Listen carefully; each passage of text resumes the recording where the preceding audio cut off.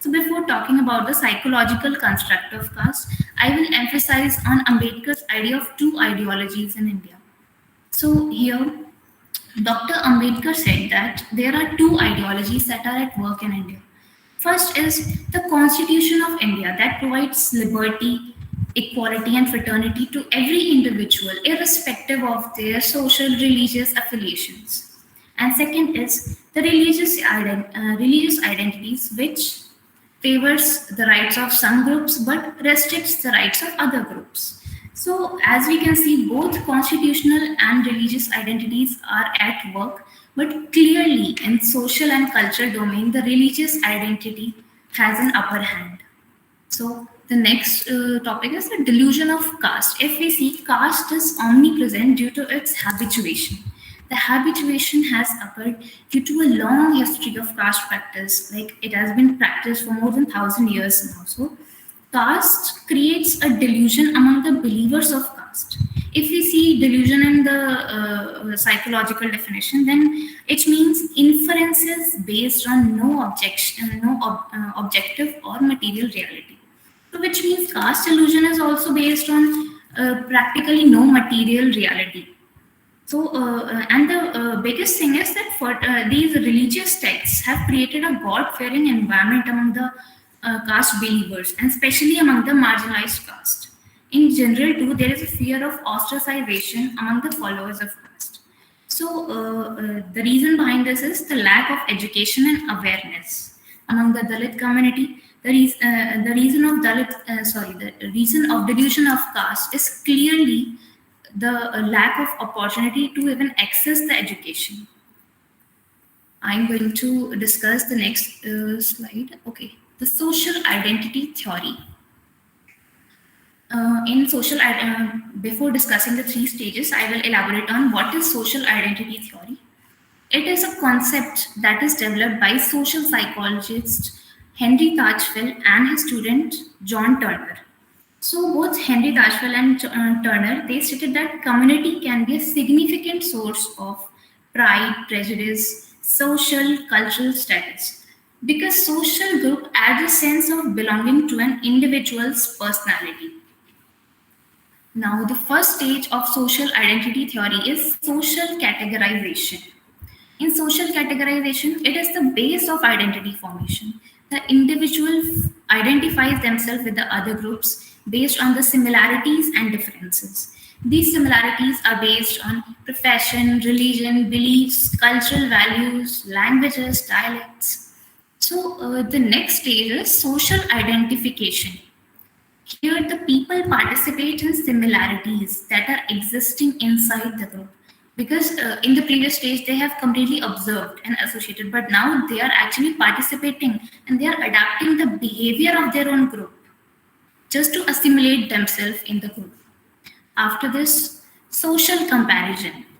So the similarities that were highlight of social identification are further enhanced into the social comparison state, because here the individual is viewing the world as similarities of in-group and the differences of out-group. The individual decides the social value of their group in comparison to other groups. So the assertion of these differences further deepens the divide, and it gives rise to stereotypes and prejudices, and sometimes to communal violence as well. We have seen in the history of world, like the genocide in Nazi Germany, then the displacement of Rohingya Muslims, and that ethnic cleansing of Native Americans. So there are various examples of communal violence.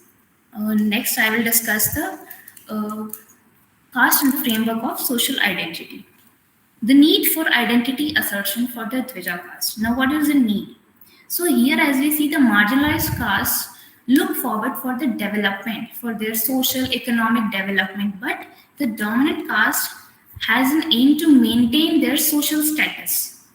Historically, the Dvija caste formed an enclosed group by eliminating exogamy. So here I will elaborate on Ambedkar's racial theory and endogamous groups. So according to Ambedkar's, Indian subcontinent is a mixture of various races across the world. When these clusters of races at some point of time settled peacefully and mutually formed a new culture, then that is how the whole concept of culture came into being. So he elaborated on the racial features of eastern and western part. That see, although the races have been together and formed a culture, but if you see the racial features of North India, South India, East India, West India, they are completely different. See, in the map I will show you, the dark blue color, it represents the Indo-Aryan domination. Like these are the areas where the Indo-Aryan race is the most populated, ranging from half of the Jammu Kashmir to Maharashtra, Gujarat, Orissa, all of the state. Then the next, the brown color is the Dravidian race. We can see some parts of Dravidian race also in Madhya Pradesh and Chhattisgarh and Jharkhand. And the Tibeto-Burman race, it is marked in the pink color. If you see there in Leh Ladakh region, half of the Jammu Kashmir, then the Lahore Spiti region of Himachal Pradesh, the upper parts of Himalayas in Uttaranchal, then Sikkim, half part of the Meghalaya, and then rest of the seven sisters like Arunachal Pradesh, Nagaland, Manipur, Mizoram, and Tripura, and half of the Assam as well. Another race, the fourth race, this was actually surprising for me as well because I did not know there is a fourth race also existing in India, that is the Austro-Asiatic race. This is marked in the light blue color. You can see that here in Madhya Pradesh, Chhattisgarh is most prominent, then some parts of Orissa, Jharkhand, then here in Meghalaya as well, half part of Meghalaya is of Austro-Asiatic society. Sorry, race. So, coming to the next point, uh, before coming to the next one, I would say that Ambedkar's racial theory is clearly a factual evidence. So, controls of Brahmin over the knowledge. As we see that the culture formation is not completely based on racial features, it has something else to it, and these are the material necessities. The material necessities, which includes the needs, desires, thoughts, opinion of the group. So, if we see in the caste structure, Brahmins occupy the topmost position of the hierarchy and control the knowledge resources. So, according to Panchayalaya, he says that by managing the knowledge of resources, they have a special power on monitoring the wealth and functioning of society. He also emphasized that the role of Brahmin was limited to accumulating the wealth, whereas the Dalits were the one who were producing the goods with the knowledge and skills. And Dalit community was not able to procure wealth as the caste norm, they do not allow it. I mean, in Manusmriti, it has been explicitly stated that Dalits should not have their personal property, otherwise, they will trouble Brahmins. So, if you see, the situation is not completely different in contemporary India because in 2011 and 12, there was a survey by National Sample Survey Office who claimed that, presented the report actually, that there are 64% of the population from the wage laborers. 64% of the population is from the scheduled caste only. So, what is forcing them to accept the fragile condition of the casual labor? That is the lack of education and other social economic reforms. And with this, I would also state that Ambedkar has always emphasized on the need of economic and educational reforms rather than the religious ones. Next point is the self-esteem and oppression of the communities. So, social identity theory reveals the link between self esteem and oppression. In the stage of social comparison, the groups compare for social status, which is not limited to resources but also extending to their self esteem. To maintain their self esteem, the comparison happens. According to social identity theory, the social comparison enables the individual to determine their social status, and it is based on the positive image of one's own group and negative image of the other group, because the changes, not the changes but the differences that exist between two groups, so both the groups consider each other as negative entity. Why? Because there are some differences. So such ideology is further legitimized by the religious texts as well, as we have seen in the structure of caste, because the Brahmin ideology ensures a sacred position for Brahmins but an untouchable status for the Dalits. Now, in the next slide, I will discuss the challenges to psychological approach to caste. So, limited literature on psychological study of caste. So, the status of mental health is determined by various social forces influencing the well-being of people. Some research have also been conducted on the effect of social factors that affect the mental health of people. Factors like job opportunities, family relations, peers, sexuality, community, and social participation. These are all the factors that have been considered as the influencing factor to the mental health of an individual or a community. So, the researches on factors of social factors of mental health have gained momentum these days, but caste is nowhere to be seen in such research. For instance, there was a study in Chandigarh on how social and economic status affects the mental health of the target population. So it has been observed that it is a social capital which affects, but there was no mention of caste in it. Another study, it was based on Vidarbha region, and the study was done on the psychosocial distress of the farmers community. So the result was poverty and gender are the prominent social factor, but again caste is nowhere to be seen. Next, the importance of studying the psychological aspect of caste.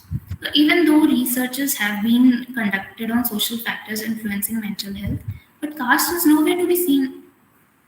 Even the World Health Organization has claimed that there are specific communities that are at higher risk of mental disorders due to their unfavorable circumstances. And these communities are vulnerable to poor socioeconomic conditions. These communities are highly susceptible by their birth. And Indian context, if we see, it is a caste that actually inflicts such type of disadvantages. So this stigma of caste affects the dignity and the social image of the Dalit community. And the mental health, as usual, it remains a neglected issue in India. Although the constitution has abolished the practice of untouchability, but if you notice, Dalit communities never use the same resources that are used by other caste members. Even from my own personal experience, I have seen that the hand pump that the Dalit family members use, it is not used by other people. Challenges to the psychological study of caste.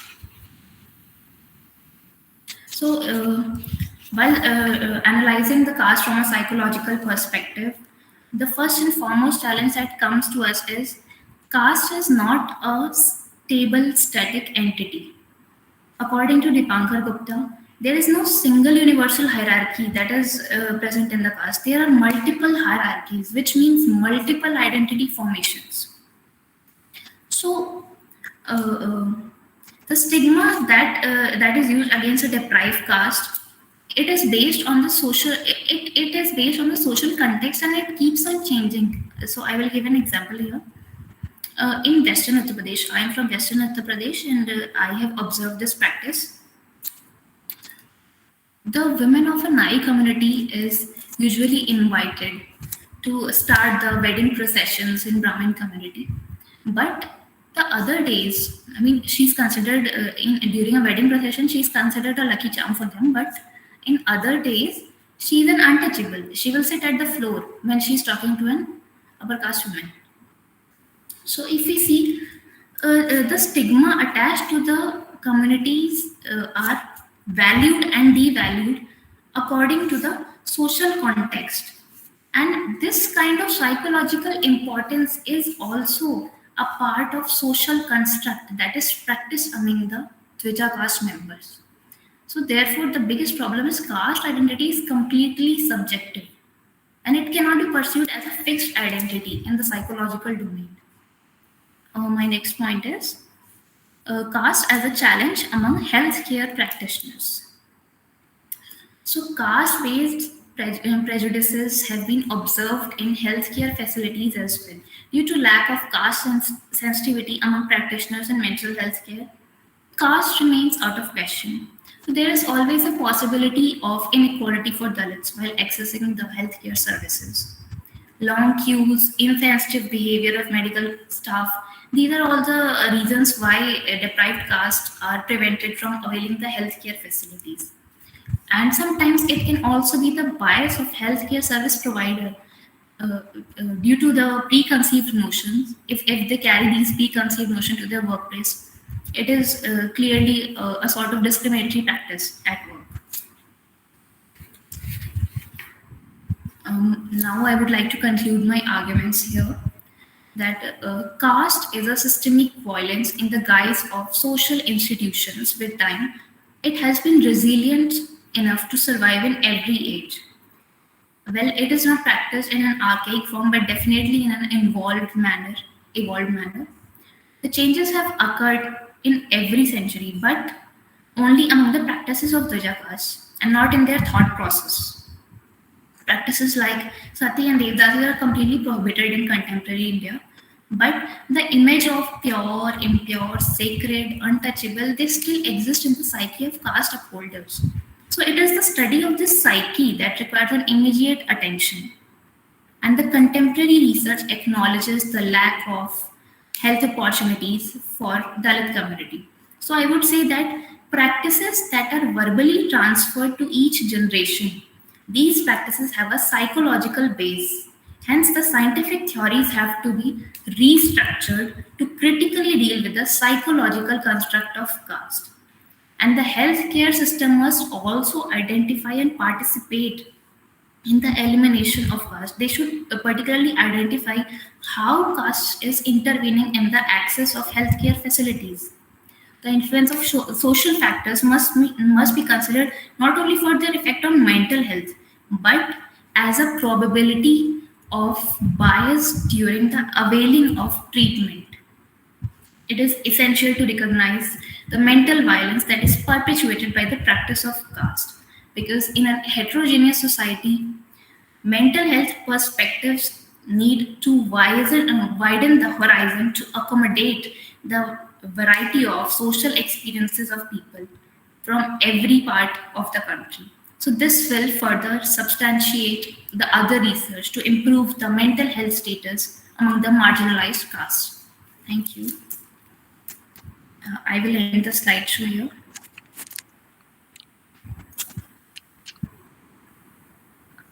Hi, thank you, Priya, for this very interesting presentation. We will have discussion after all the papers have been read out. Okay. So, yeah. So the next presenter is Uditi Chakraborty.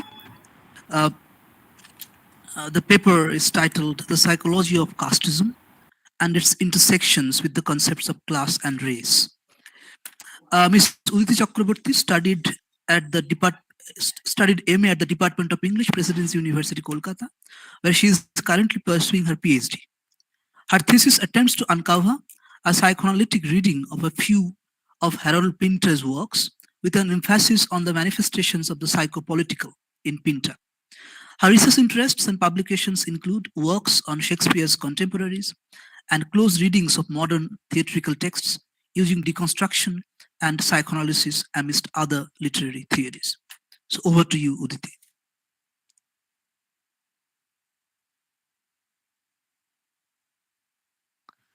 To unmute yourself, Uditi. Thank you so much, sir, for the introduction. And I must say it's a privilege to be part of a conference which revolves around the pertinent issue of caste, which will continue to hold on to its relevance for the foreseeable future. And it's also such an honor to be guided by such scholars and intellectuals who are actually helping us with the new critical lenses with which we can actually investigate caste further. The paper I'm presenting this evening is titled The Psychology of Casteism and its Intersections with the Concepts of Class and Race. Caste is an intensely personal lived experience which has got crucial consequences Individuals who have and still continue to struggle with the realities of caste-based discrimination and atrocious acts of violence experience caste not just in political and economic terms, but as a deeply embedded socio-cultural tradition that can be likened to a disease. And it is a debilitating disease that corrodes human dignity, decimates psychological stability, and precipitates the disintegration of human life. Even in the 21st century, colored by such apparently pluralistic notions as multiculturalism and globalization, caste has continued to cast its abominable shadow both in the Indian subcontinent and in the Indian diasporic presence abroad, as is evident by numerous cases of documented violence, including acts of mob lynching, socioeconomic exploitation, abuse, which are just the tip of the iceberg. In such a harrowing reality, to construct ways and avenues of eradicating caste, or perhaps what I would consider to be more hopefully optimistic, to restrain its unregulated spread, it is hence significant that we delve into the roots of casteism and its meaning amidst the myriad manifestations of its lived experience. Who is a Brahmin, a Kshatriya, a Vaishya, a Shudra, a Shudra identity determined by one's innate qualities, by the accident of one's birth, by the purity or pollution of one's body and or soul? Is it a mind of supremely rare, elevated spirituality, or is it simply numerical strength that grants and guarantees one the position of social, cultural, economic, and political superiority? The purpose of this paper is to inquire into the notion of casteism as it is depicted in one of the foundational texts of Hinduism, Manusmriti, and posit its intersectionality with ideas of class and race, thereby uncovering the absence of reflections on the corrosive consequences of casteism in traditional scriptures, something that the eminent cultural psychiatrist Dr. Shusrat Jadhav characterizes as psychological ethnocide. Prejudicial discrimination of an individual or a group of people based on caste was actually banned by the legal framework once India achieved independence, and the same was upheld in the Constitution of India in 1948 with acts of positive affirmation for the upliftment of the marginalized groups. However, lived experiences are radically different from what is ratified in the Constitution. Hailing from the Spanish Portuguese term casta, which is linked with the purity of lineage, caste in the Indian context has been argued to be nascently present from the early Vedic times, though its conceptual reality was much more fluid based on regional contexts. Caste in India is argued to emerge from the notion of the Sanskrit term varna, which is translated as color, and this deeply rooted practice has been investigated from the ideological viewpoint together with its socio-economic, political realities, its material existence, perspectives which rarely remain mutually exclusive in nature. Focusing on the absence of a fixed or strictly regulated hierarchy of caste in the original Dharmashastras or scriptures, Susan Bailey, the noted anthropologist, finds the ritualized stratification of caste as it exists in India today to have been significantly influenced during the later Mughal period and the inception of the workings of the East India Company. As she concentrates on the functioning of the administration, she finds existing socio-cultural practices to be primarily governed by legal codes for the Muslims and the Hindus as the two dominant religious groups. For the Hindus, it was the hierarchy of the Brahmins which was relied upon as to the interpretation of the ritualized code of conduct from the ancient scriptures, and according to Bailey, it was a combination of the purity of lineage, the occupational origins, and the moral worth and trustworthiness of a group which was taken into account to draw up the classification of this miscellaneous collective of the indigenous people, and the guidance of the Brahmins in interpreting the scriptures ensured their visible presence in the bureaucracy. Besides the existing notions of casteism in India, the strictly hierarchical and rigidly followed British class structure of the colonial masters can be argued as a significant catalyst in the implementation of casteism on such a rigorous scale, and one can unearth the burgeoning intersections between the notions of caste and class in the socio-economic spheres of existence. One of the foundational texts which relied and which helped actually draft a legal framework surrounding the code of conduct for Hindus at this time was the Manusmriti. Although it is quite often translated as the Code of Manu, the correct translation of the word Smriti implies a series of recollections, unlike the code of law. Manusmriti can be argued to be an interpretation of an ideal code of conduct by the first man, Manu, who passed it on to the first teacher, Bhrigu, who thereby disseminated it amongst the rest of the sages. Hence, despite being apparently brought forth from the mouth of the source of all creation, that is Brahma, the text, undergoing several interpolations across the ages, is ultimately primarily geared towards a set of socio-cultural and behavioral mores for the upper classes. References to China and gold coins can help substantiate the composition of Manusmriti in approximately around 200 CE. Though the text can be argued to aspire to a wholly religious document with its shlokas about the origin of the universe and emphasis on the creation, destruction, and renewal of the cosmos, the majority of the book is actually devoted to outlining the rituals of conduct for the two uppermost caste or class structures of the Brahmins and the Kshatriyas. More than 2,000 of the nearly 2,500 shlokas are about the social codes of conduct regarding the Brahmins and the ruling class, including detailed mores about governance, with a dismal few shlokas about the two lower castes in the hierarchical social order. Manusmriti is generally accepted as the source of the hierarchy of the caste system, primarily because of the emphasis on the fourfold Varna system, with its detailed description of the Brahmins originating from the mouth of Brahma, the Kshatriyas from his arms, the Vaishyas from his thighs, and the Shudras from his feet, with almost no mention of the untouchables or the Dalits, who remain outside the periphery and are the outcasts of the ideal social fabric. There is also a detailed description of the four types of occupations that people belonging to these castes mostly adhered to, but the laws were for an ideal society according to a few individuals and was not something that was primarily dominant or prevalent during the society of its times. As has been argued earlier, the text was resurrected as a foundational legal document for the Hindus like the Sharia was for the Muslims during the later parts of the 18th and 19th centuries, and it was much later that the perception began to develop of Manu having institutionalized the caste system with its multitudinous pitfalls in the domains of social, cultural, political, and economic ostracization and exploitation.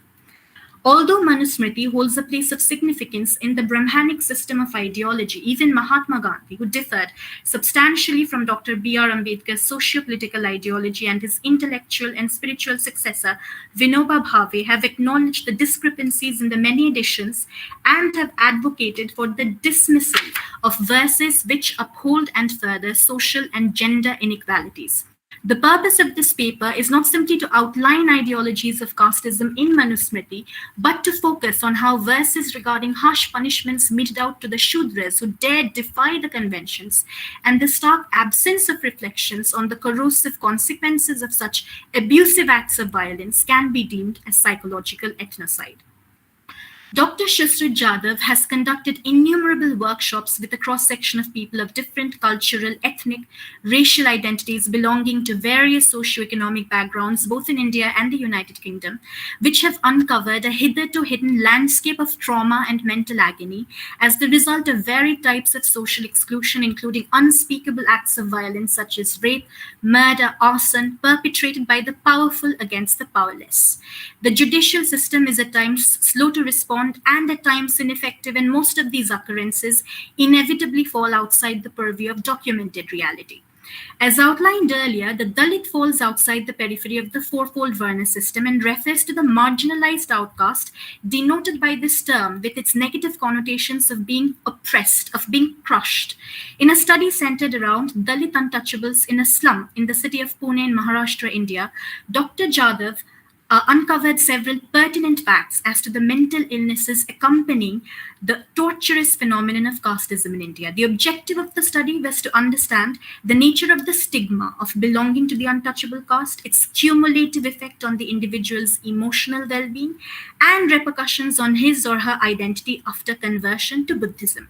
The study found that Dalits who have not converted face far more serious issues of marginalization than those who have, and the converts began refashioning their newly gained identities by formally dissociating themselves from the Hindu gods and goddesses and linking their socio-cultural political identities with the Buddha through the iconic figure and teachings of Dr. B.R. Ambedkar.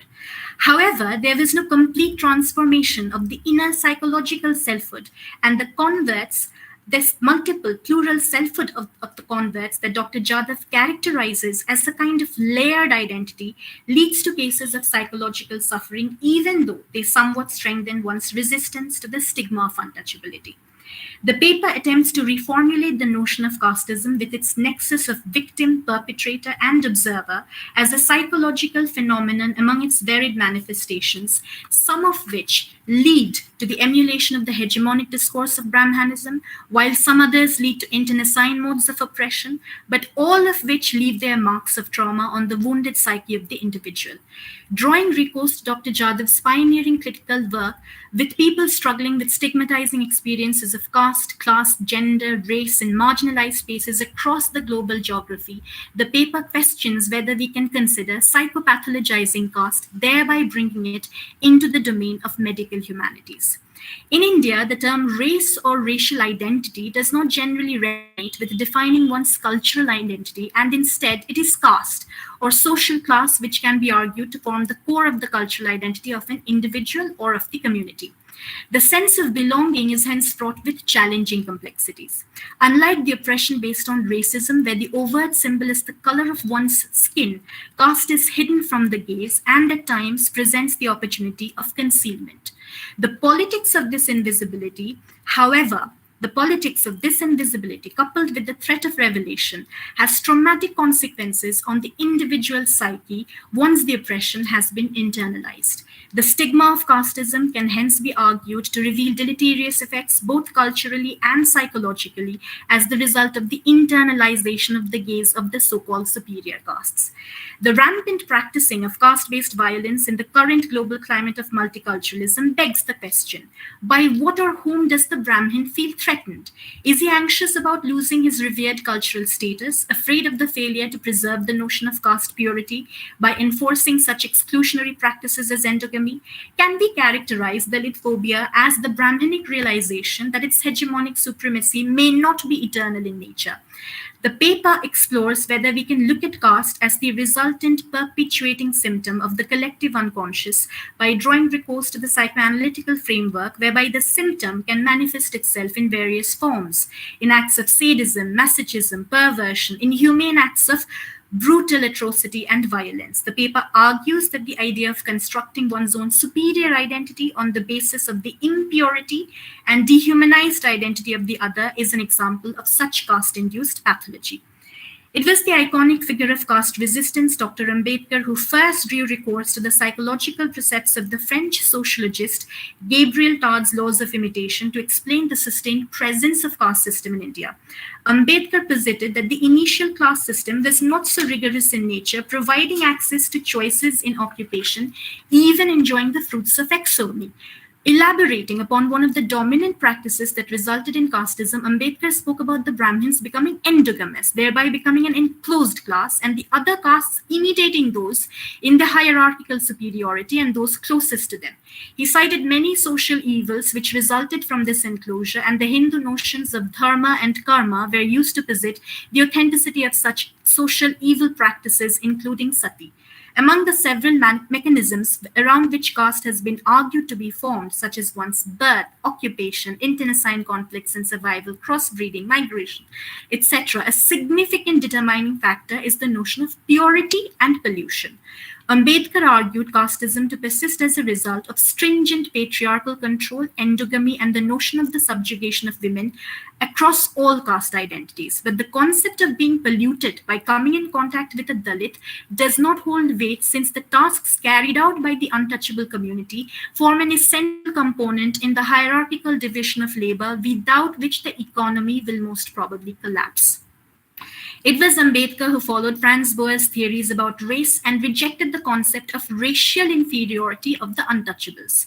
He agreed with Boas on the importance of culture in determining social, political, and economic differences, and introduced the notion of psychology into the discussion as he argued that caste, in a sense, is a state of the mind, writing that the Brahmin of the Punjab is racially of the same stock as the Chamar of the Punjab, and the Brahmin of Madras is of the same race as the Pariah of Madras. The caste system does not demarcate racial division. The caste system is a social division of people of the same race. Dr. Jadav's critical investigations of caste-induced trauma have encompassed extensive research into subjects from the rural to the urban marginalized, including so-called urban elite, and this becomes apparent in a study conducted regarding the caste dynamics among students, faculty, and staff of elite higher educational institutions. The focus of this study was to reveal how caste identities shape one's psyche, irrespective of class hierarchy, and to generate models of medical intervention to reduce caste related psychological distress. One of the most significant factors in comprehending the psychopathology of caste is to understand. Uditi, you need to wrap up, huh? It's time. Yes, sir. Yes, sir. Is to use Dr. Jadav's poignant phrase, the ecology of suffering. If cultural psychiatry aims to alleviate caste-induced psychological suffering and mental trauma, then it must equip itself to study the ecology or network of toxic natural and social forces that act on the people at their center. The specificities of local particularities cannot be ignored. One cannot attempt to try and treat the substance abuse of manual scavengers who deal with filth on a regular basis as part of their profession without addressing the stigma associated with it. Similarly, agriculture-related psychosocial issues can be argued to be part of the toxic landscape of nature, whereby the mass suicide of lower caste cotton farmers is a socio-cultural tragedy that cannot be ignored. Dr. Jadav's pioneering work, which is predicated upon this ethno-psychiatric premise, validates a psychoanalytical reading of casteism, whereby the perpetuating symptom of the collective unconscious actually manifests itself in different acts of violence. Rather than simply investigating caste as from an externalized standpoint, we can actually focus on the subjectivity of people damaged by caste-induced subjugations and that on the perpetrators, together with the collective social witness to that violence, for all of whom, caste becomes an affect, a feeling residing in the mind or consciousness or conscience. Drawing inspiration from the theater of the oppressed by Auguste Boal and the psychopathology of the oppressor as underlined by Frantz Fanon, Dr. Jadav hence has actually tried to formulate the mindscape of the perpetrator, thereby uncovering caste as a symptom of the collective unconscious. In conclusion, he actually posits that for recovery to be effective, one must venture the Euro-American social systems and concentrate on experiences that are locally grounded. While investigating access to supplementary nutritional program, he found that caste system was very much prevalent and prevented children from lower caste families from accessing nutrition. One can only imagine the psychological fallout of such a governmental program where contours of existing ideological and material contradictions of the society are very much prevalent. To end on a positive note, I would, however, like to conclude that social inclusion is very, very important in terms of recovering from such caste-induced trauma. It becomes an essential component to actualize recovery by creating positive social and cultural environments, which may seem like a distant utopia in the present climate. However, as Gail Ombit once said, utopias are projected visions, sometimes imagined in the past, sometimes located in a different world, sometimes inscribed in the future possibility, but they all lay a claim to some kind of reality, the reality of being possible, and in so doing provide the motivation for efforts at social transformation. Thank you so very much.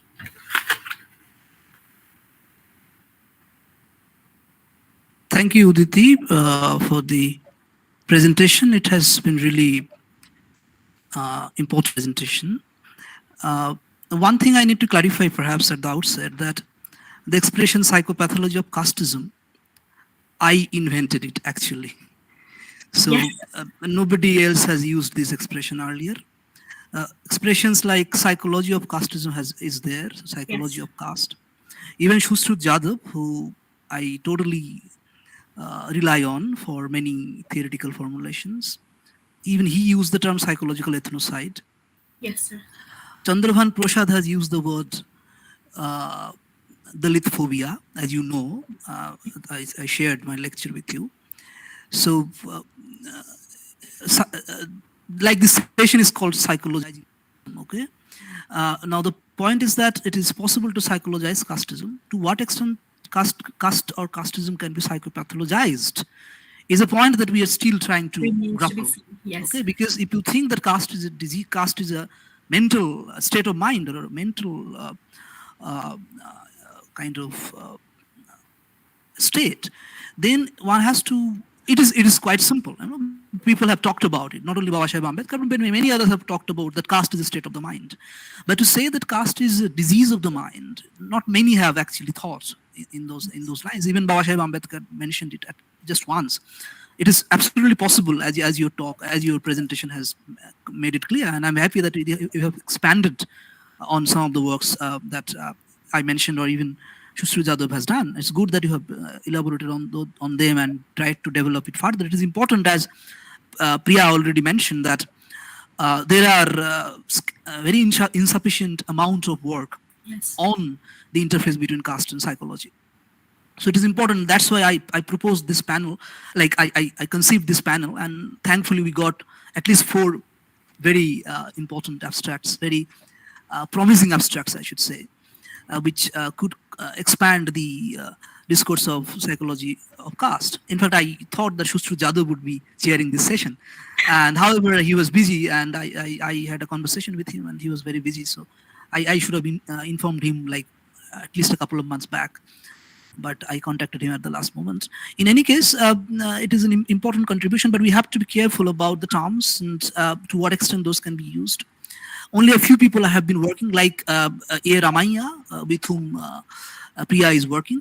I have read his very important work on mental health issues of the caste, issues of Dalits and others, the caste distressed subjects.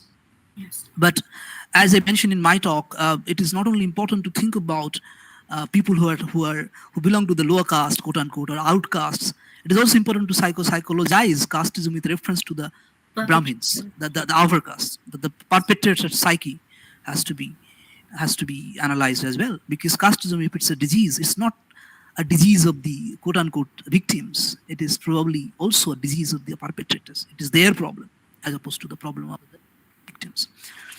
So thank you for actually contributing to this discourse, both Priya and Uditi. This panel, as those of you who have joined later, this panel is basically about psychologizing casteism and various perspectives from which we can psychologize casteism. We have 2 more presentations. Uditi, thanks once again.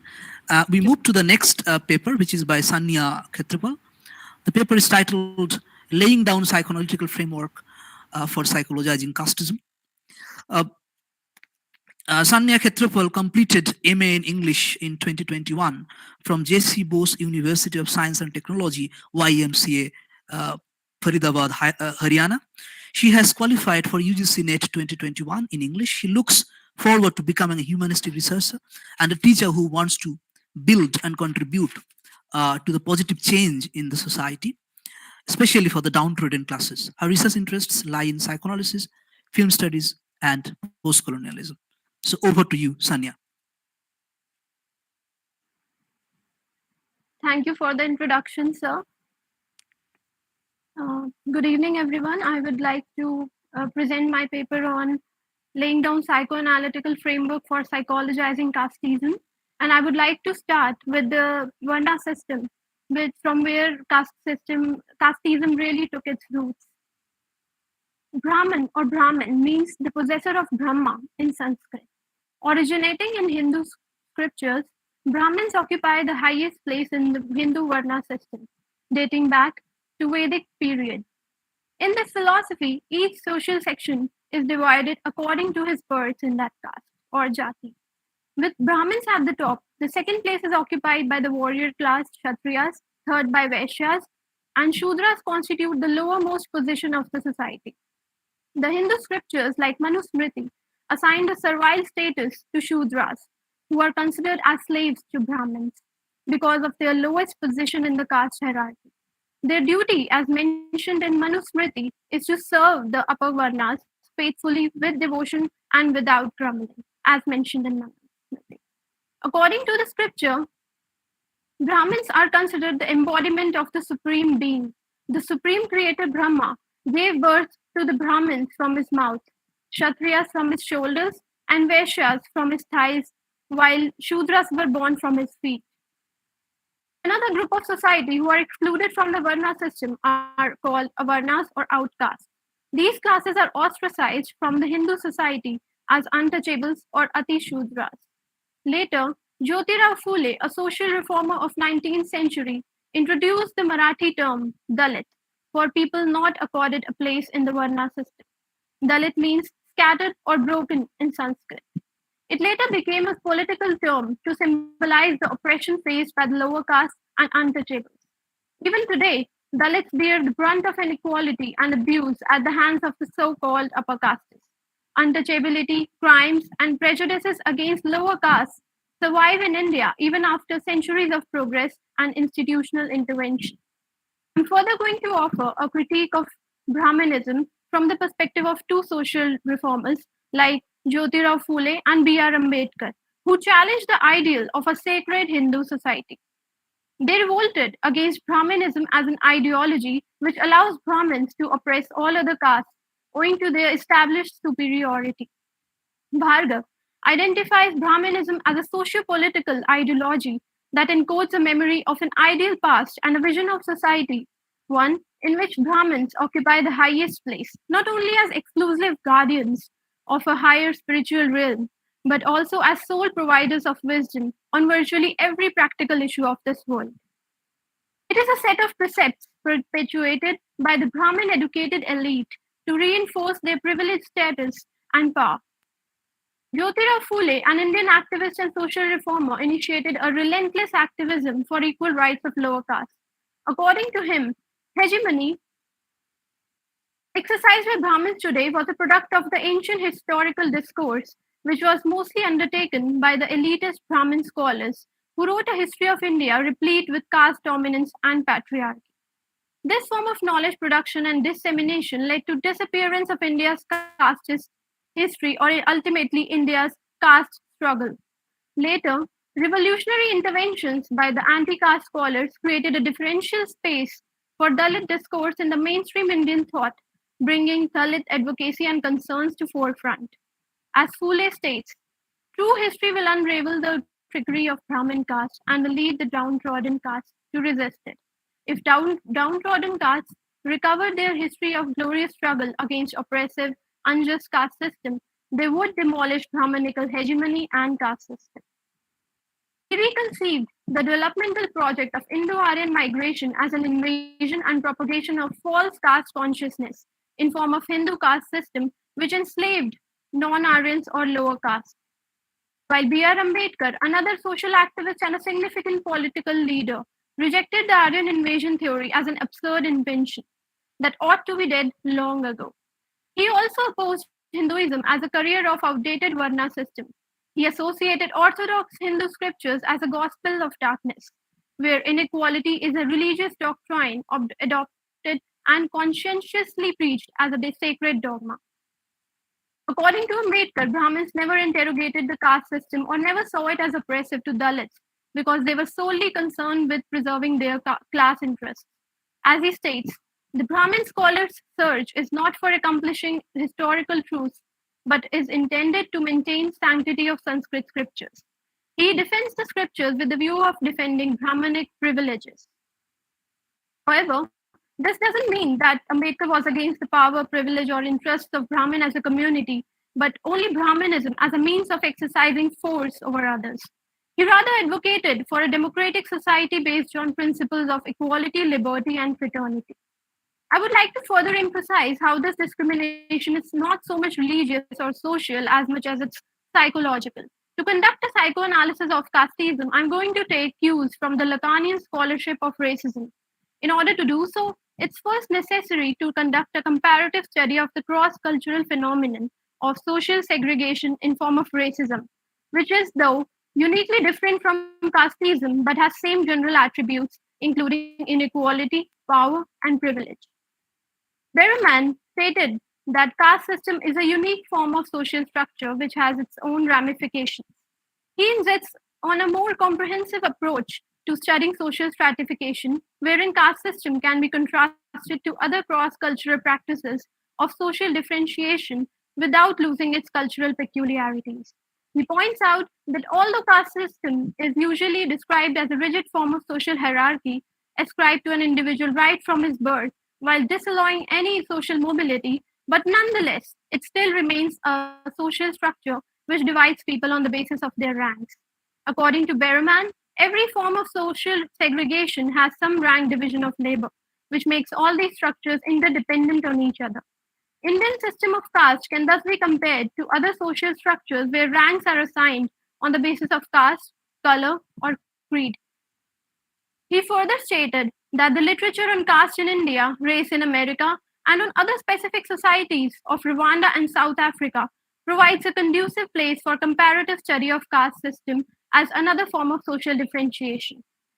Jack J. Market compared three different groups of Rwanda, Tutsi, Hutu, and Twa, and pointed out its similarities with caste system like social status based on birth, endogamy, and other food transaction customs. In another study of the Pathan of Swat of North Pakistan by Frederick Barth, it was found that Swat's division of social groups in form of various quorums is very much similar to the division of people on the basis of caste in India. Each quorum is ranked on the basis of social status, while most of the marriages are endogamous in nature. Caste system as a method of social differentiation can be similarly compared to other forms of social discrimination, especially racism. W.E.B. Du Bois, an American historian and civil rights activist, used the term color caste to mark the birth of racism in modern America and emphasize the similarities between racism of America and casteism of India. Later, a journalist, Isabel Wilkerson, identified the discrimination based on skin color as a reinstatement of caste structure, which ranks human beings on the basis of their differences in skin color. She remarked, caste is a term that is more precise than race. It is more comprehensive and it gets at the underlying infrastructure that often we cannot see. But that is their undergirding much of the inequality and injustices in the country. She further emphasized shared principles of caste hierarchies of India and America. A Dalit was not allowed to read and write samely as an African American was.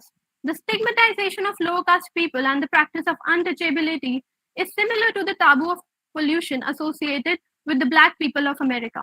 Further, the inferior status ascribed to Shudras and Ati Shudras by Manusmriti can be compared to the notion of slavery mentioned in the Old Testament of Bible, where slaves were those who were born to enslaved parents or purchased as slaves or sold themselves to pay a debt, while fortifying the divine sanction to white supremacy correspondingly to Brahmins in the Hindu system.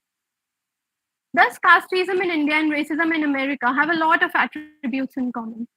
Wilkerson later states that their commonality stems from the fact that these prejudices are burrowed deep within the culture and subconsciousness.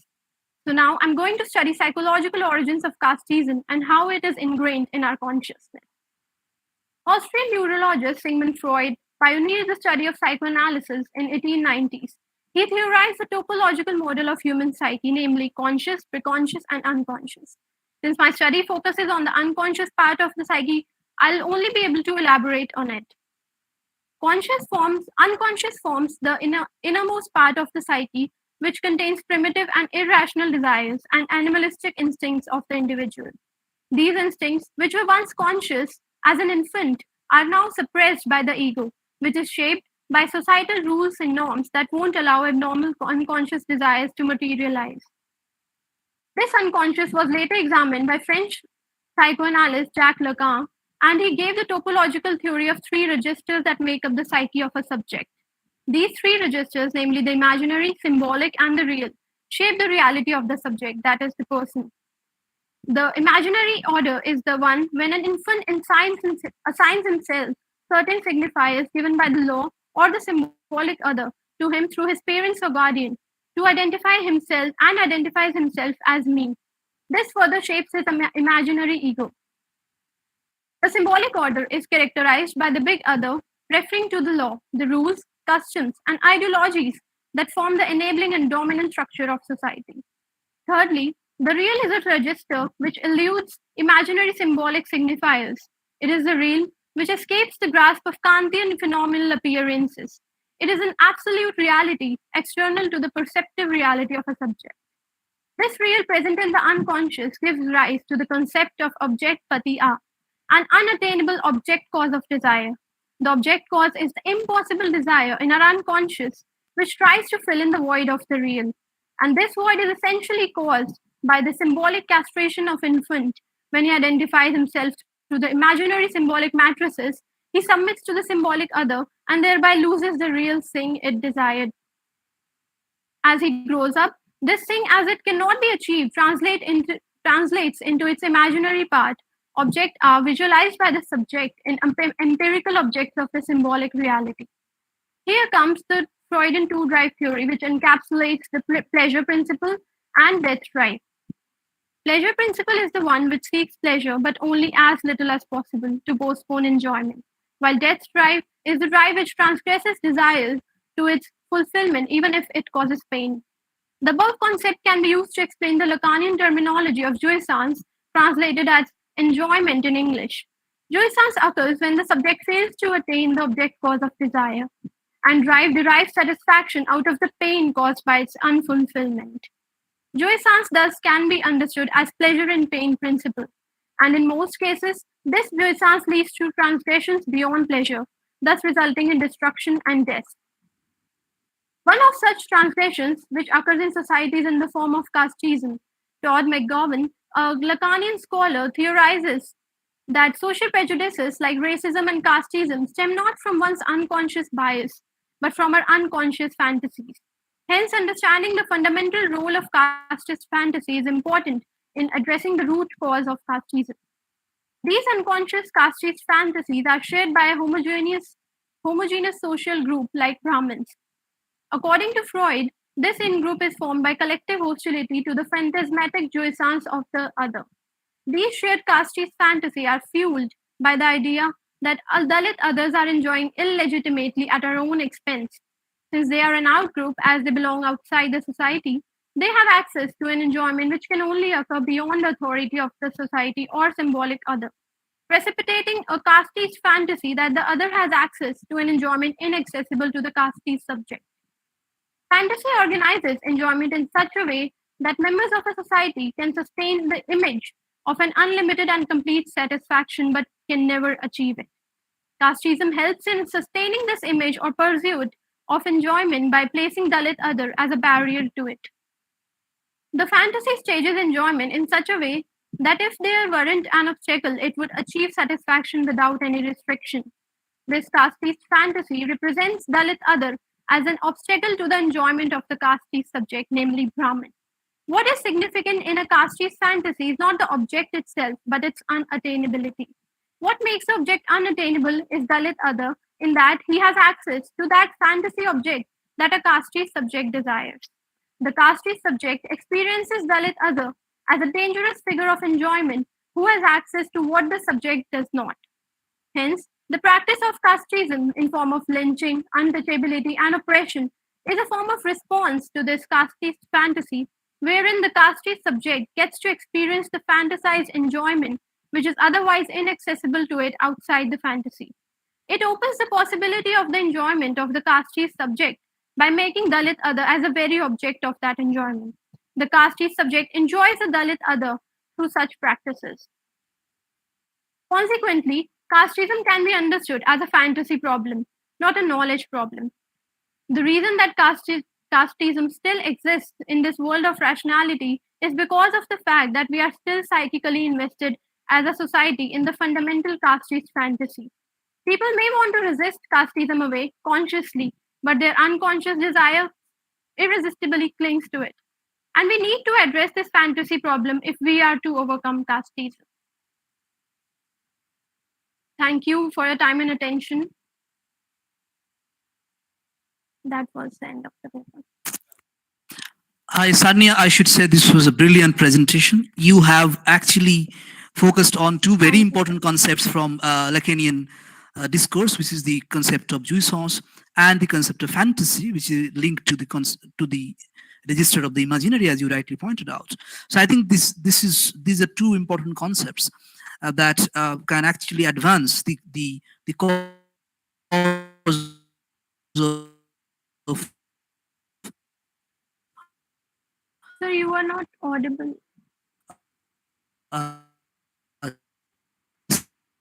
Psychologizing casteism.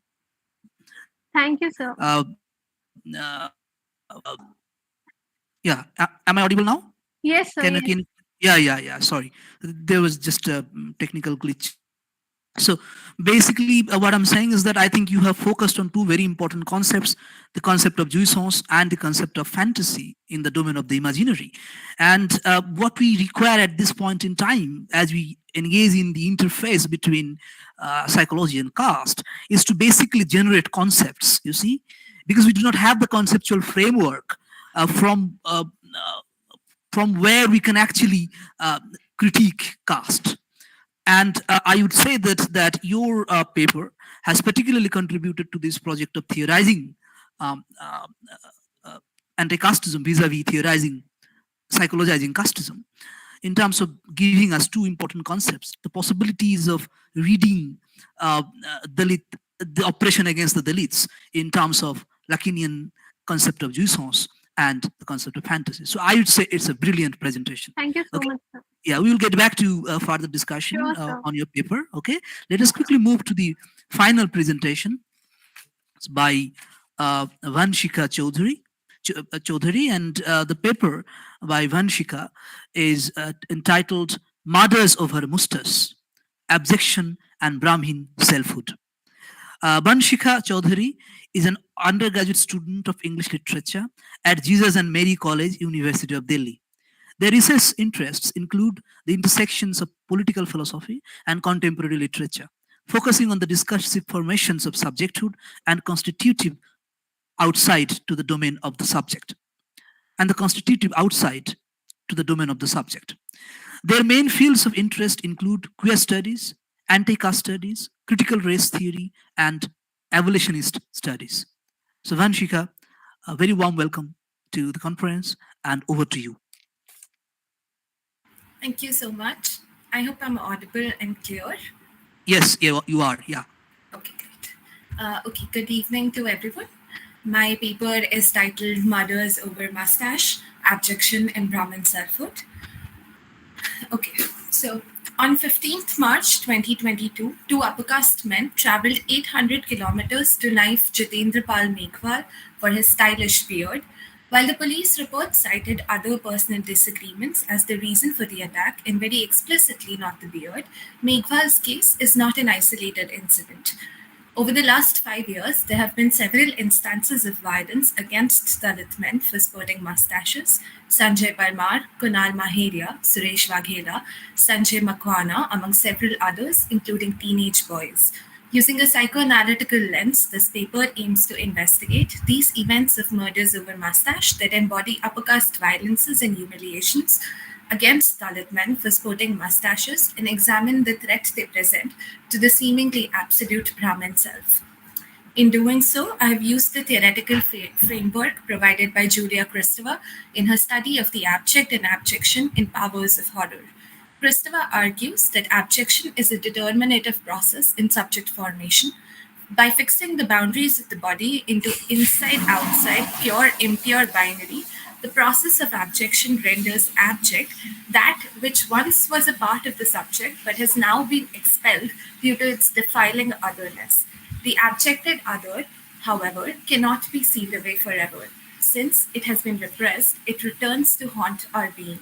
The return of the abject imperils the subject with the blurring of boundaries between the subject and the object.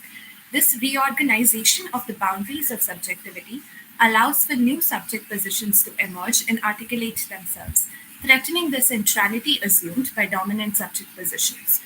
For Kristeva, the abject marks the moment when the infant begins to recognize a boundary between itself and the mother.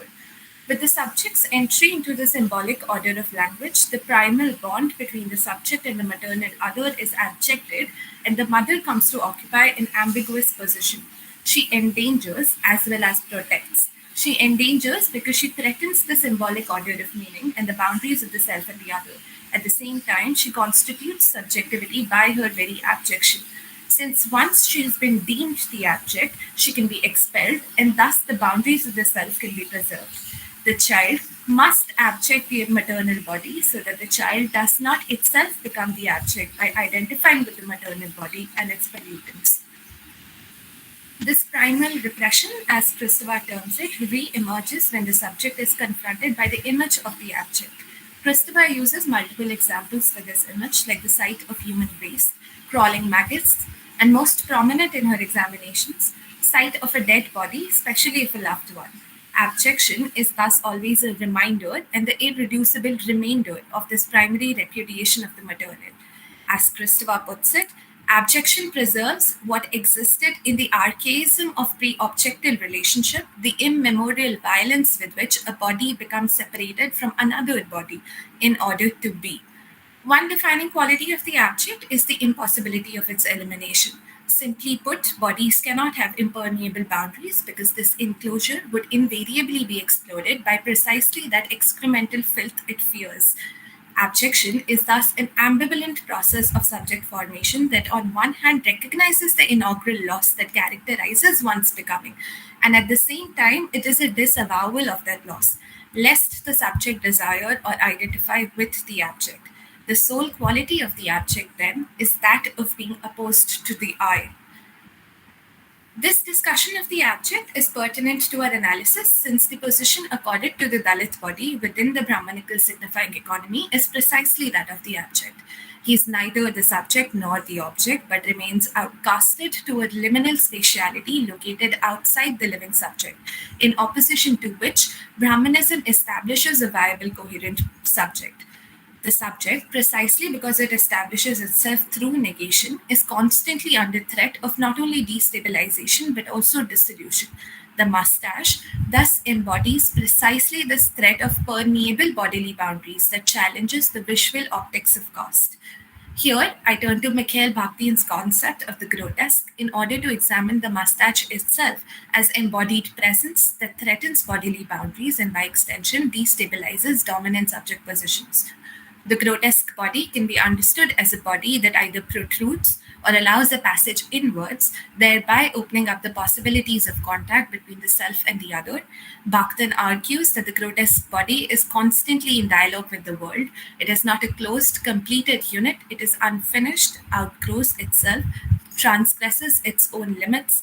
The grotesque is the most vivid expression of the body as not impenetrable but open. The mustache on the Dalit body can then be understood as occupying this realm of the grotesque. It is a radical deviation from the norm by way of exceeding it. It imperils, first and foremost, what caste ought to look like. Judith Butler's concept of performativity can well be extended to caste. Caste is performative insofar as it is the effect of a regulatory regime of caste differences in which castes are divided and under constraint. It is in the ritualized repetition of norms and punishing of deviations from these norms that constructs and destabilizes caste and its subjects. Our contestation emerges from this performative aspect of caste. If caste cannot be deciphered through visual signs, then segregation becomes a challenge. How does the subject remain opposed to the abject if the abject mirrors the visuality of the subject? Along with mirroring the subject visually, the abjected entity also subverts the dominant signification of the mirrored visual. If the mustache embodied caste honor and virility for the upper caste subject, then its presence on the Dalit body re-signifies the mustache as a symbol of caste pride through its subversion of the Brahmanical signifying systems that deny subjects from Avarna categories respectability and dignity. We witness the subversion of caste honor increasingly in Dalit politics. Chandrasekhar Azad, co-founder and president of Team Army, is routinely seen twirling his iconic mustache in a spectacle of asserting caste pride. Similarly, following the 2017 attack on a 17-year-old Dalit boy in Nibodara village in Gujarat, hashtags like Mr. Dalits and Dalit with mustache were increasingly used as a display of solidarity against casteist violence. Additionally, Dalit men are routinely feminized since the coherent subject position is not only upper caste, it is also male. We can extend Fanon's theorization of black masculinity in black skins, white masks to our examination of the feminization of Dalit men. Like black men, Dalit men are at once seen as the inferior feminized other and simultaneously represent the hypersexual, sexually depraved threat to the honor of white upper caste women. Fanon writes, I burst apart. Now the fragments have been put together by another self. This castrated Dalit body is posited in opposition to the ideal cosmic man, the Purusha of the Purusha Suktam, identified as the Brahman, the supreme being from whom the universe originates. The mustache then becomes an articulation and assertion of a unique Dalit masculinity that endangers the divinely ordained upper caste virility. After all, for Christopher, the abject signifies, first and foremost, the fragility of the phallus. Momentarily returning to our discussion of caste as a set of ritualized repetitions, I take recourse to Mary Douglas's seminal book, Purity and Danger. Douglas develops on structural anthropology's notion of the sacred and the profane, noting that defilement cannot occur except in view of a systematic ordering of ideas.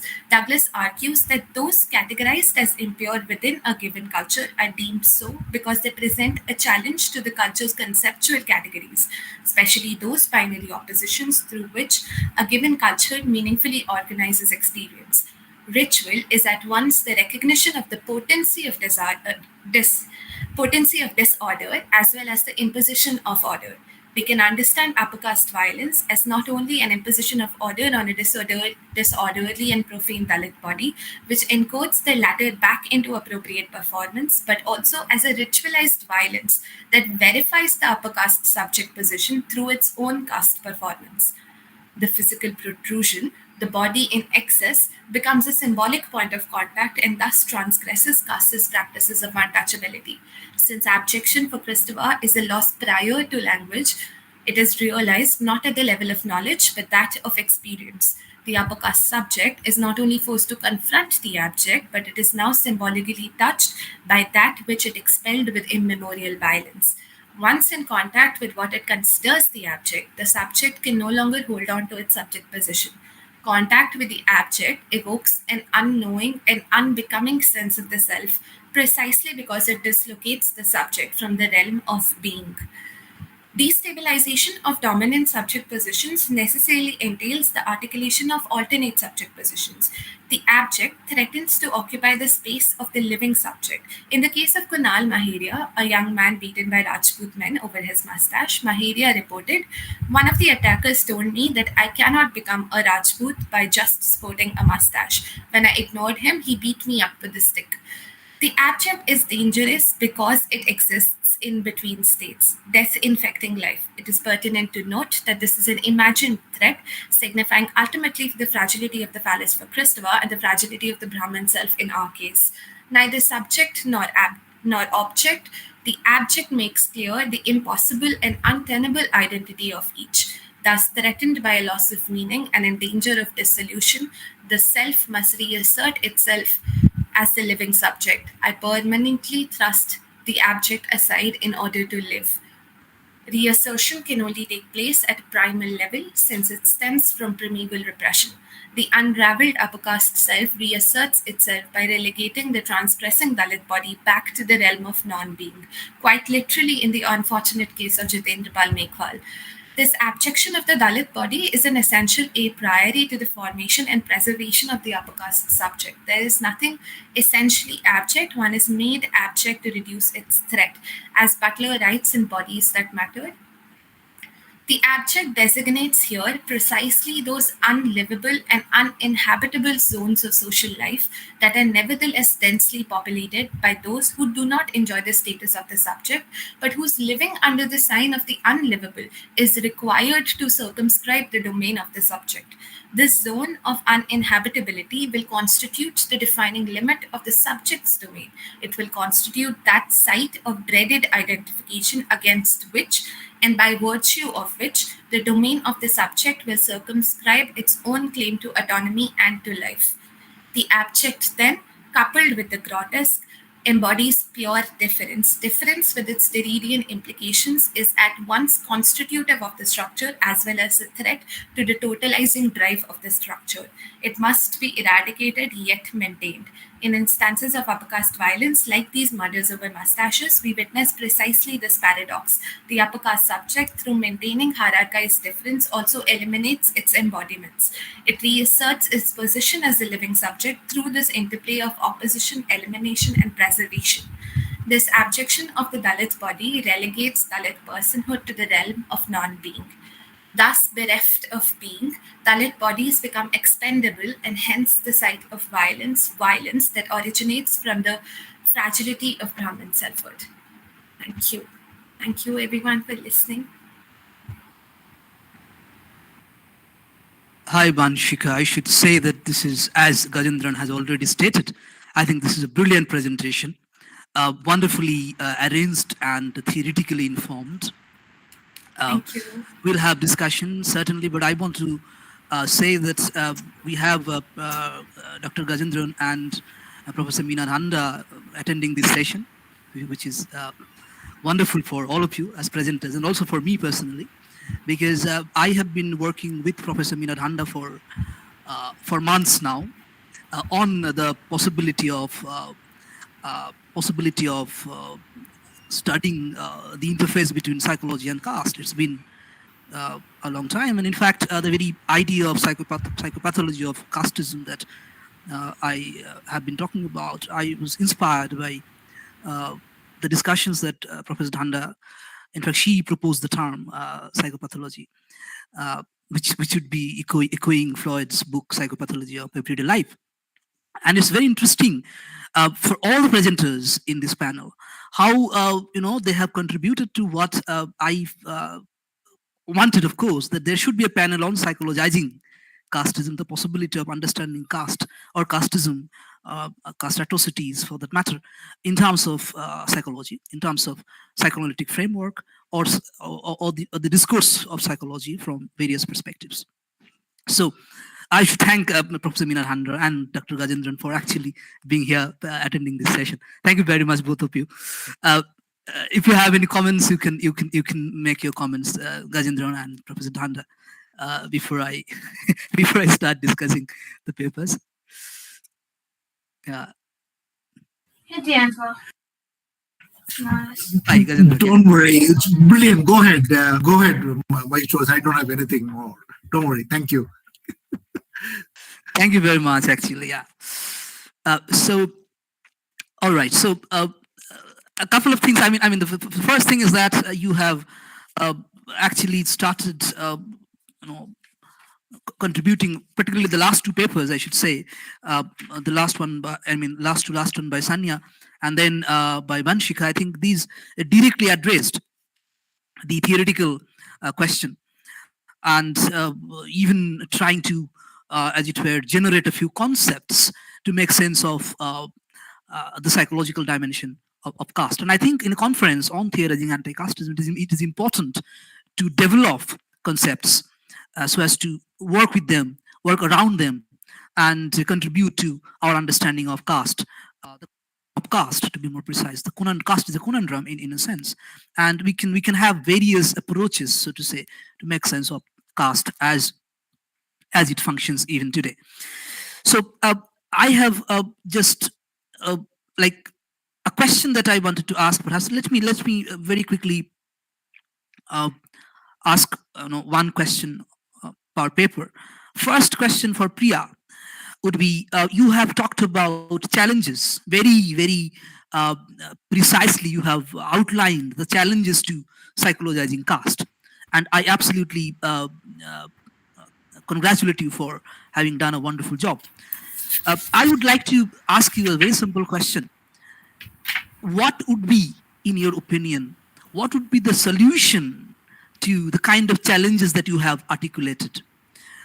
Challenges to psychologizing caste. So if you could quickly respond to that. Let me first state the questions, and then you can answer one after another. The second question would be to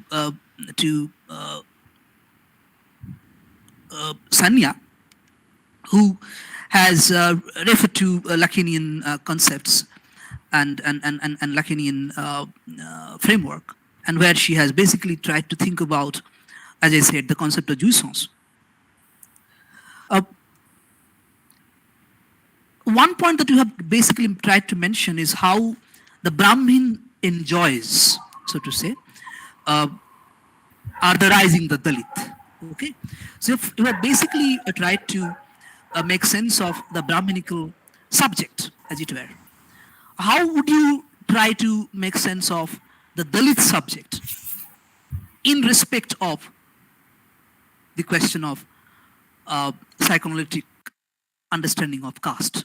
So your emphasis has been an an attempt to psychologize the Brahminical self, their fantasy, their jouissance. How do you look at the victims and their psychological distress in the context of the psychoanalytic framework? Just these two questions, and then you'll have two more questions for the rest of the presenters. Very quickly, yeah. So first Priya and then Sanya. Yeah. So, yes, I heard your question, sir.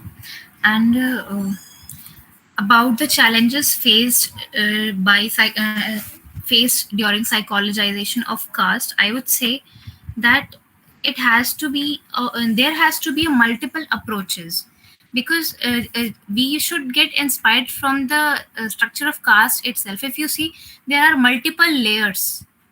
So the layers have these are like roots, they are spread widely, huh? So here we have to tackle that these multiple layers of caste. First of all, there should be a clarity in understanding, because the first and foremost problem that we deal with is that people are not able to understand caste, because some of them think about caste as a tradition, while some of them think about it as a practice. But what is it? The problem is that the face of the caste as a systemic violence is not coming out directly, and that is where most of us get stuck. Because if we see it as a systemic violence, then only we will be able to analyze its multiple hierarchies and layers that are at work. And coming to the mental health perspective, I think just with the academic researchers are already contributing a lot, and recently there have been an upsurge towards this direction of psychologizing casteism. So I would say that it would be very much beneficial if the although at a lower level, but if the state as well gets involved. But as we know that the state, obviously it will work towards controlling by controlling the psyche of the citizens. So obviously we cannot expect much, but I think with the research, and if we are able to bring these valuable research into forming them into policies, and then making them applicable in the healthcare system, I think that might help. Yeah, I think you addressed my question. It's important to also think about transforming psychotherapy as it exists today. As Shushru Jadhav repeatedly mentions, how the clinical sector has been to a great extent Brahminical. Within the context of India in particular, the mental health sector needs to be de-Brahminized, Dalitized, and so on and so forth. So I think you have actually also mentioned very interestingly that the state should get involved. To what extent the state will get involved is a different question, but it is important to think about possibilities of resolving the problem, even if those possibilities are not always feasible. So thank you for your impromptu response. Sir, I have another thing to say. You can. Yeah, please. Yeah. Sir, the problem here is most of us, like the students, are not aware of caste being in existence at the base level. Then another problem arises is that most of us are not able to unlearn those things. I mean, personally, it took a long journey for me till MPhil to unlearn it. The word upper caste, lower caste itself. I mean, when I am talking about caste, the first thing that comes into mind is upper caste and lower caste. It has been so much normalized. That is the biggest problem here. So we have to be very conscious while approaching caste, because it has actually entered into a psyche to the base level. And first and foremost, I would say that the use of upper caste and lower caste should be prohibited in academics. I mean, it's interesting the way you are saying that terminology should be changed and language should be changed, because language perpetuates discrimination. We need to reform the language, as it were. It's a very interesting proposal, and of course, as Dr. Gajendran mentioned in his keynote, that one needs to undergo that phase of becoming an ex-Brahmin. Okay, so absolutely, I agree with this. The process of unlearning is difficult, and for various reasons. Thank you for your response. Yeah. Uh, Next is Sanya. Yeah. Yes, sir. So, if I look to the Dalit subject from the Lacanian perspective, and while also taking the casteism in while also considering casteism, I would say that the jouissance of the Dalit subject would not be threatened, or it can be studied if the Dalit subject tries to, if he or she is recognized by the society, or he just goes outside the society and work against the system of the very structure of that how society works. I mean, specifically Hindu society. And if I talk about this one, the outside society perspective, I would give the example of Bandit Queen, wherein the protagonist, she really went outside the society. She left her native name, she left her Dalit identity, and adopted a new name, Phulan Devi, and literally worked against the very practices of casteism which were prevalent in those times. And if I talk about the recognition from society, and so that the jouissance of the Dalit subject wouldn't be threatened, then I would say that there is a great need to culturally and religiously assimilate uh, Dalits in the society. I mean, yeah, law is working through it. They have legal regulations and rules to like reservations and everything to assimilate these castes. But we also need this assimilation at a cultural and religious level as well. Yes, I think you have tried to address the question. Thank you, Sanya. Yeah. So Professor Dhanda says that you can indicate inherited caste hierarchy by using the terms so-called lower caste, so-called upper caste, and when writing place lower caste, upper caste is scare course. Yeah, I absolutely agree with Professor Dhanda. I personally try to maintain this so-called lower caste, so-called upper caste, because it is obviously, this is a mentality. This is something that people still believe in. So it is important to modify the wording, the terminology, and certainly because even if a few people do not believe in caste, the bulk of the people do. So it is important. I think it's a very interesting way to address the question of terminology. So-called lower caste, so-called upper caste, or quote unquote lower caste, quote unquote upper caste. I think that's a very good suggestion. Thank you, Professor Dhanda. Uh, uh, uh, very quickly, two more questions, one for Uditi and one for Banshika. For Uditi, one question that I have, because I was struck by the title. You mentioned that psychology of casteism and its intersections with the concepts of class and race. So what you actually do is to try and make sense of caste, class, and race together, which is a huge task to engage in. So how do you conceive of these intersections? It is rather difficult, rather vast in scope. Caste, class, and race understanding simultaneously or in conjunction, and then psychologizing it. So how do you, to put it in a nutshell, how do you make sense of the interface between caste and class, perhaps, and caste and race, perhaps, and then you say class and race. So there's three intersections, as it were. How do you bring them together to propose a psychological theorization? That is the question for Uditi. I mean, about the about the intersectionalities that you were addressing, because your presentation didn't really articulate these intersectionalities, these three intersectionalities that you seem to be addressing. So how do you isolate the intersectionalities and psychologize them? That is the question for you. And the final question would be for Banshika, which is, so you have mentioned once again the similar question that he asked Sanya.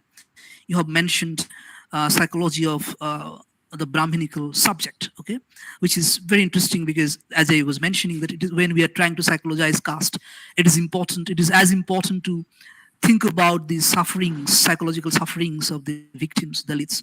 It is also important to psychologize the mentalities of the Brahmin subjects.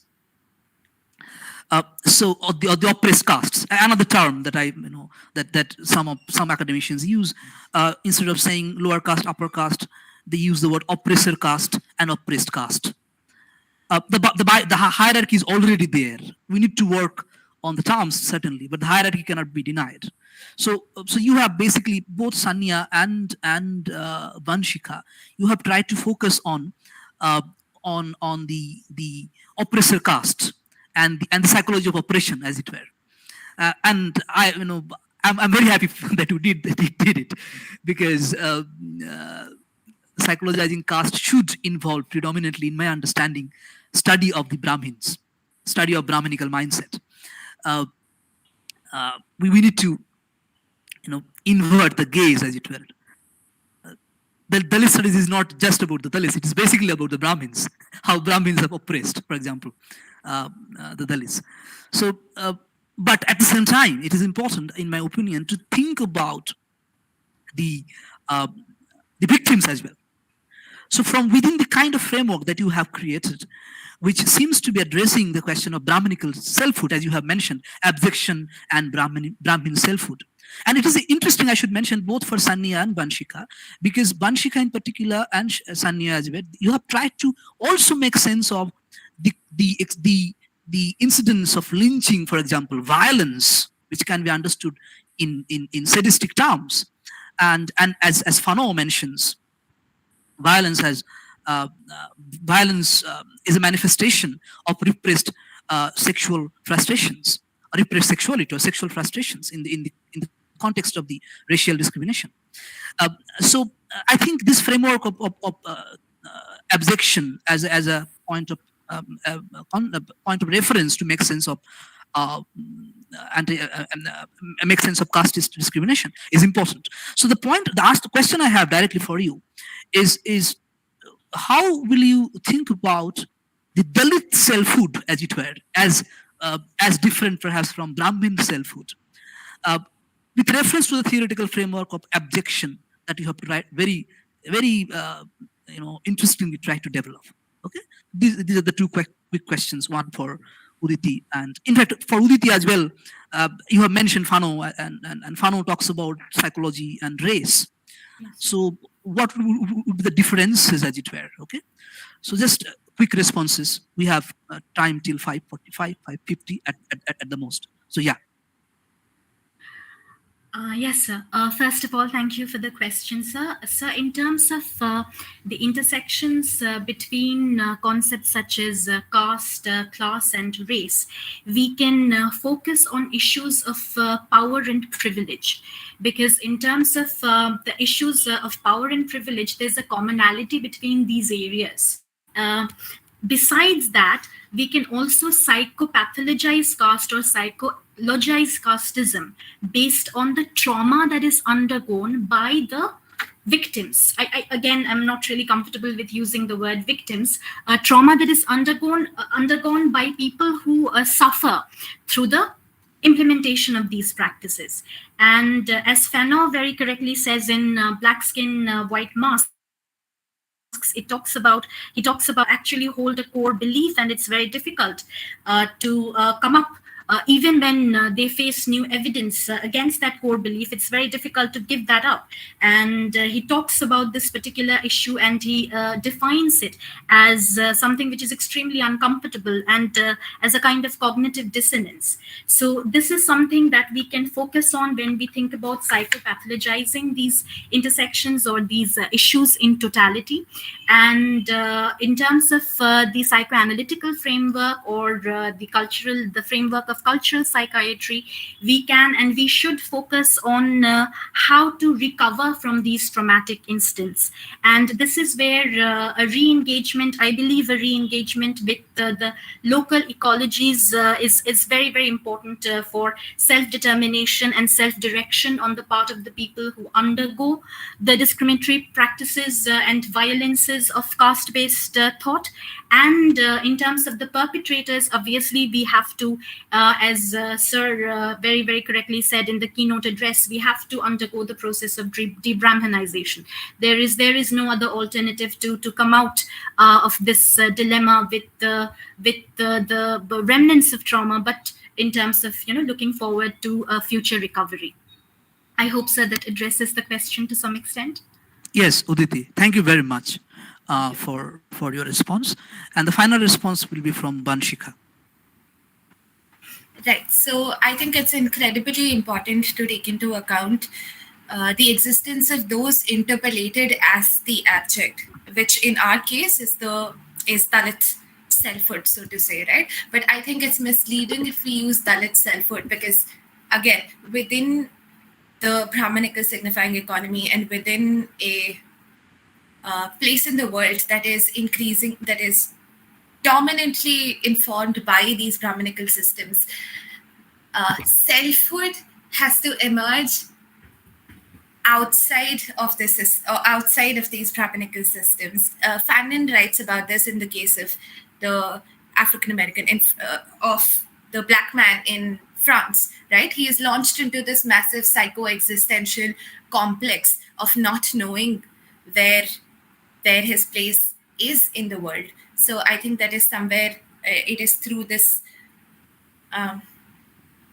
lane that we can reach some understanding of what it means to be interpolated as the abject and what it means to be a Dalit self. Yes, thank you very much, Vanshika. That was a very brief but related response, very, very relevant response, I should say. These papers were really, really interesting, all the papers in this panel, and we have certainly benefited from, all of us have benefited from the discussion, from the presentations. I should thank you once again for making the presentations, for keeping to time. And we are now, it's just exactly 5:45. So I wouldn't take any more minutes, any more time. Once again, thank you very much for your presentations. If you have questions, you can certainly email each other or email me, or we can have discussions, further discussions later on. But as of now, bye-bye. Take care. All the best.